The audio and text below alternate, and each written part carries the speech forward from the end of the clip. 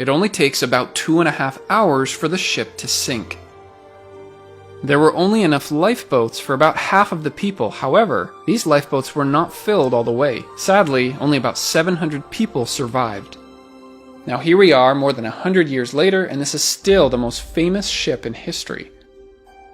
The Titanic was referred to as an Olympic-class liner. There were 3 of them, sometimes referred to as sister ships. The Titanic sunk because of an iceberg, and then the Britannic sunk after hitting a mine in World War I. The Olympic, however, had a fairly successful career of about 24 years. All 3 sister ships were almost identical, just a few details were changed on the inside. When they finished building the Titanic, it was the largest ship in the world, being only a little bit heavier than the Olympic. The ship was 269 meters long, but to put this in perspective, here's a comparison to the world's largest cruise ship today. Let's look at some of the details on the outside of the ship. The front of the ship is called the bow. The back of the ship is called the stern. Then, instead of using left and right, they use port and starboard. Now, these are general sailing terms that are still in use today, not just for the Titanic. On the ship, we have 4 funnels. Coal is burned down below and the smoke comes up the funnels. Only 3 of the funnels are used. The 4th one was added mainly for looks. The builders thought it might appear more powerful with a 4th one. However, this 4th funnel is still helpful for ventilation down below. These 2 large poles are what they call the mast. It was used as supports for the radio antennas and also to carry the flags. Towards the front of the ship, you can see the crow's nest. This is where the lookout spotted the iceberg only a little bit too late. The area in the front is called the forecastle deck. You can see the massive chains that attach to the anchors at the very front. Going to the back of the ship, this area is called the poop deck. And no, this has nothing to do with bodily functions. It originated from the Latin word puppus, which literally means stern of the ship. So there you go, poop deck. I'm still getting used to the name, but that's what they called it. This raised part is called the docking bridge. It was used by the crew to help guide the ship into the harbor. The Titanic also had several electric cargo cranes to help with loading and unloading at the docks. There's also more cranes at the front of the ship. The Titanic had 3 massive propellers underneath the water. For comparison, here's the size of a person. The propellers are powered by the ship's massive engines. We'll learn about how these work later in the video. This is the rudder used to steer the ship. The ship was designed and built over 100 years ago. That means no computers, no 3D design software. This was all designed by hand. To me, that's incredible engineering and craftsmanship. The Titanic had 10 decks inside.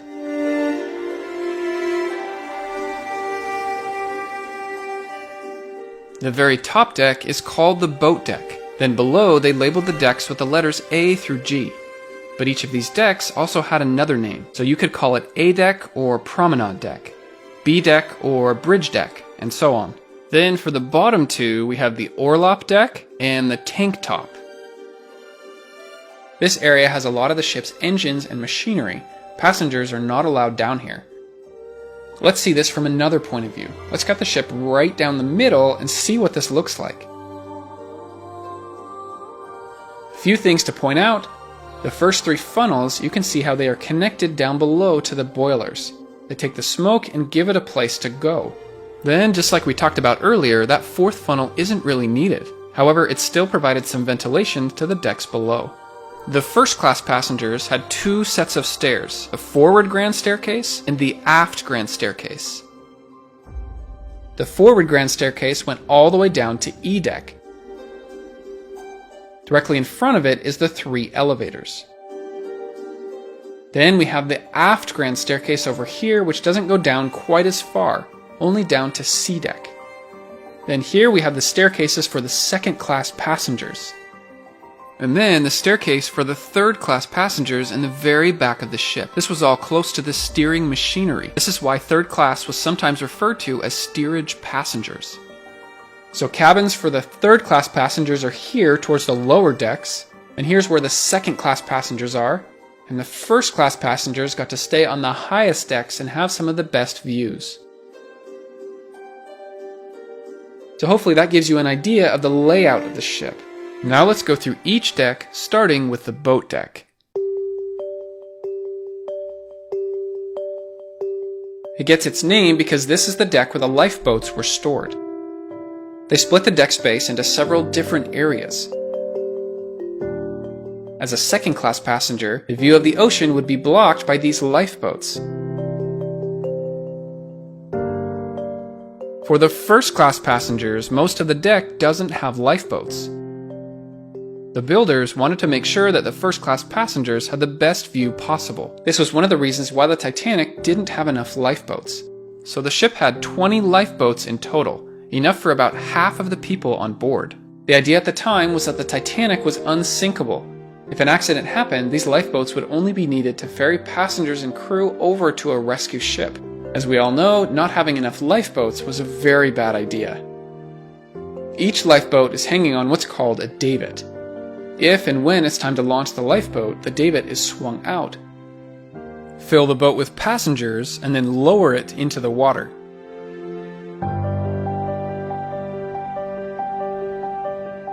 Up towards the front of the boat is the bridge. This is the control center for the ship. This area is the wheelhouse, which is a good place to warm up on a cold night. There are 2 wheels to control the ship's rudder, and then this is the engine order telegraph. They use these to communicate directly with the engine room. The bridge officer rotates the handle to whatever speed they want to go, and then the engineer moves his handle to confirm that they got the order. Behind this area is where some of the crew would sleep so they could be close to the bridge. This is the captain's quarters, some of the officers' quarters, and an officer's smoke room. This is the Marconi wireless room. This is where they use Morse code to communicate with other ships in the area. Here's some rooms for just a few of the first-class passengers. Here's the oh-so-famous grand staircase. It has skylights up above to let in natural light during the day. This is the gymnasium, with various pieces of equipment to exercise. Here's the officer's mess, and the engineer's smoke room. At the very back is the second-class entrance, which leads down below. So that's the boat deck, the very top deck on the Titanic. Underneath is A deck, also known as the promenade deck. Plenty of covered areas to walk around the edge of the ship, with amazing views towards the ocean. There are first-class rooms at the very front, ladies' lavatory here, and gentlemen's lavatory here. The grand staircase, and of course some exits to get out onto the promenade. Here's the first-class reading and writing room, and the first-class lounge. The aft grand staircase, 2 more first-class rooms, and then the first-class smoke room. This is where the men would gather after dinner time. The last is the veranda cafe and palm court, which served refreshments for the first-class passengers. This is B deck, also known as the bridge deck. Towards the front of the ship, we have the forecastle deck. We saw this earlier in the video. And then this is the center section. Most of this is taken up by first-class rooms. Plenty of access to the gentlemen's and ladies' lavatories. Some of the first-class rooms actually have their own dedicated bathrooms. These are the parlor suites, each with a private promenade. It's about as nice as you could get on board the Titanic. This is the first-class boarding entrance. At the dock, this is where the first-class passengers would come aboard the ship. Here's the elevators, and both the forward and aft grand staircase. This is the galley, pantry, and general areas to prepare food. The a la carte restaurant, and the Café Parisien. These were luxury dining options for the first class. This back area here is for the second class passengers. Stairways here, and then the second class smoke room. And as part of the B deck, you have the poop deck in the very back. This was used as the third class promenade. That means we have the first class promenade, second class promenade, and then the third class promenade. That way everyone had access to the decks up above. Okay, C deck, also known as the shelter deck. This is the highest deck to go continuously from the front of the ship all the way to the back. Starting at the very front, we have some areas where some of the crew members would eat their meals. Then the open deck right here, they called this the well deck. And most of the space here is taken up by first class rooms. The laboratories are here, and there's even a barber shop here. This is the maids and valets saloon. It's where servants of first class passengers ate. The second class stairs here, and the second class library here. Then we have the other well deck, and the third class smoke room, the third class general room, and then the third class stairs which lead to the decks down below. In the very back, this holds the steering gear, and then the 2 steering engines. These engines were used to move the gear, which then rotates the ship's rudder directly below. The steering engines are controlled by the wheels that we saw earlier on the bridge. On occasion, they can also use a third wheel on the docking bridge up above. So that was C deck. Now let's move on down below to D deck, also known as the saloon deck. Up at the front, you have the rooms for the firemen. These men worked with the boilers at the very bottom of the ship. This is the firemen's stairs. These extend all the way to the bottom of the ship. The third class covered promenade, lots of walking space here. More first class rooms. Another first class entrance onto the ship. First class reception room. And the first class dining saloon. There were some fancy meals served around here. This area is where a lot of the food was stored and prepared. This is the hospital with a few rooms for sick patients. Second class dining saloon, second class rooms, and third class rooms in the very back. Now let's move on to E deck, also known as the upper deck. This had a lot more rooms for crew members, including engineers, cooks, stewards, waiters, seamen, and trimmers. This is called the crew alleyway, or another name was the Scotland Road. It was kind of the main corridor that crew members could use. Here's the third class entrance onto the ship, third class rooms, and the third class laboratory. More first class rooms on this side of the ship. And the E deck was the lowest deck that you could take the grand staircase and also for the elevators. Second class rooms here, and third class rooms here. Notice how this deck is low enough that we're starting to see the ship's engines. This is F deck, also known as the middle deck. More crew members sleep up front here. Here's third class rooms, the swimming pool. Titanic was one of the first ocean liners to offer a swimming pool. This is the Turkish bath, which provided luxury bath services for first class passengers. Third class dining saloon, third class pantry, galley, and other areas to prepare food. More rooms for crew members, second class rooms here, and third class rooms here. This is G deck, also known as the lower deck. This is the last deck that is above the waterline, and the last deck to have rooms for passengers and crew. Here's rooms for crew members, some third class rooms, post office, first class baggage, and this is the squash racket court. It's a game similar to racquetball. Now we're starting to see more of the ship's machinery. I'll explain this once we get down below to the bottom deck. The saloons, restaurant, and cafes stored food down here, so things like fruits, vegetables, meat, flour, and milk. At the very back is more room for third-class passengers. This is the orlop deck. Notice how it only has deck space in the very front and very back of the ship. Lots of room to store cargo at the front. First to second-class baggage here, and the mail room is here. Again, more space for machinery here and the engines. Refrigerated cargo and other food at the back. And a tiny space here for even more cargo. Lots of cargo, alright. This is the tank top, the lowest level on the Titanic. At the front of the ship is carnival rides for the kids. Just kidding. There's more cargo here. Perfect space for this kind of thing. The fireman's stairs lead all the way down here. This is the fireman's passage. It allowed direct access over to the boiler rooms. Okay, this is where things start to get exciting. The boilers.